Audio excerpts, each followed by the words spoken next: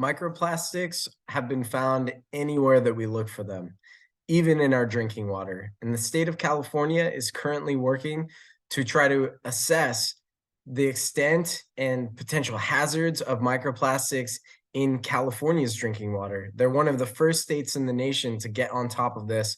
And they are currently working with us to develop out a mechanism for sharing data and information on microplastics in California's drinking water. You can find out more about the policies related to microplastics in drinking water at this page. They have a ton of resources that they've made available to be super transparent about the entire process. And we've taken that same philosophy into how we're building out this data portal. So the first step with any data portal is to make sure that the data is really standardized so that it can be rapidly used and understood by anybody who wants to use it.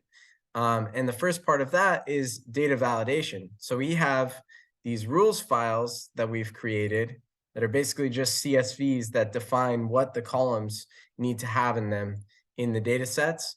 And you can upload a rules file and then a data set file.